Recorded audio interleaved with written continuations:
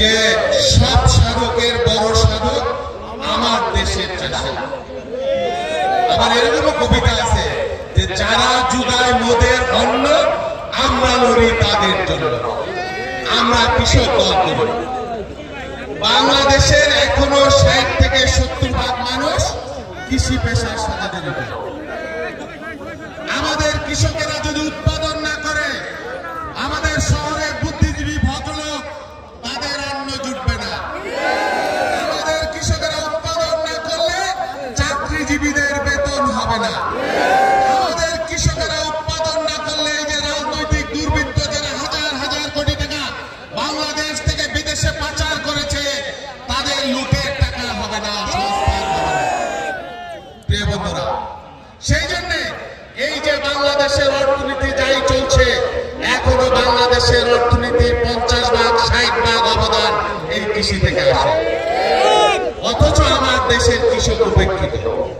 আমার দেশের কৃষক যার 10 বিঘা জমি বছর বছর তার জমি কমছে। আমার দেশের কৃষক হাট চিরচিরে কৃষক ফসল উৎপাদন করে, ফসলের মূল্য পায় না।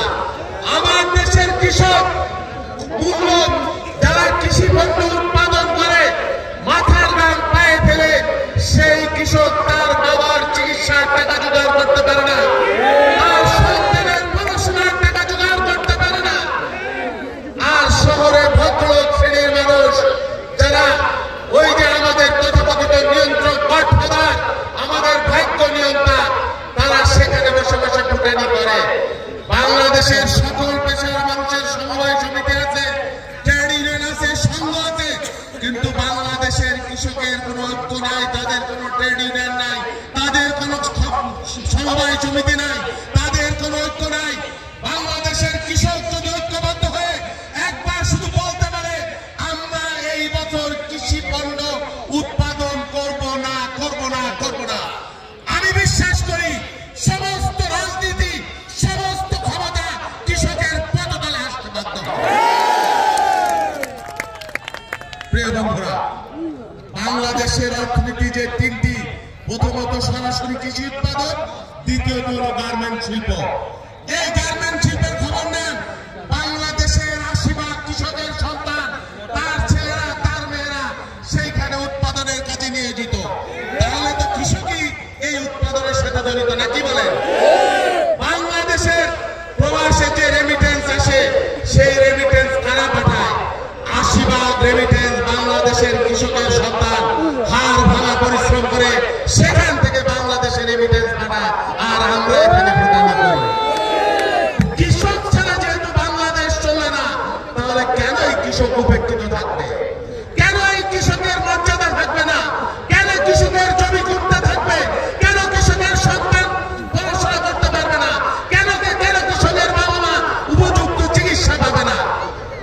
সেই অধিকার আদায়ের কিন্তু সময় এসেছে। এই যে আওয়ামী লীগ 15 বছর লুণ্ঠন করেছে, বাংলাদেশের কৃষকের কলিজায় আঘাত করেছে। 25,000 টাকার জন্য কৃষকের কোমর বেঁধে জেলখানায় নিয়ে গিয়েছে। অনেক কৃষক মানে সেচের জন্য, সেচের পানির জন্য আত্মহত্যা করেছে উত্তরাঞ্চলে, আমরা দেখেছি।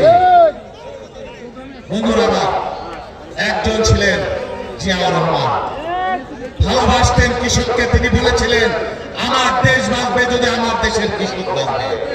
এই কথা শুধু মুখে বলেন নাই, বলে বলেন নাই। 72 থেকে 75 সাল বাংলাদেশ তলাবিহীন ঝুড়ির দেশ ছিল, দুর্ভিক্ষ মানুষের দেশ ছিল, পুকুরে মানুষ একসাথে খাবার খেয়েছে। আপনারা জানেন জিয়াউর রহমান 3.5 বছরের শাসনামলে বাংলাদেশে কৃষির বিপ্লব করে দেয়। তিনি এসে সবুজ বিপ্লবের মধ্য দিয়ে, খাল কাটা কর্মসূচির মধ্য দিয়ে বাংলাদেশের কৃষকের বিপ্লব করে দিলেন। ইরিধান আমদানি করলেন, উন্নত প্রযুক্তির কৃষির যন্ত্রপাতি আমদানি করে বাংলাদেশকে 3.5 বছরের মধ্যে খাদ্যে স্বয়ংসম্পূর্ণ করলেন। দুর্ভিক্ষের দেশ আত্মমর্যাদার দেশ হিসেবে, তলাবিহীন ঝুড়ির দেশ আত্মমর্যাদার দেশ হিসেবে তাম পৃথিবীর মুখে মাথা উঁচু করে দাঁড়ায়। এবং জিয়াউর রহমানের শাসনামলে 1981 সালে 80 সালের শেষের দিকে আমরা বাংলাদেশ থেকে কয়েক হাজার মেট্রিক টন খাদ্য নেপালে রপ্তানি করতে পেরেছিলাম।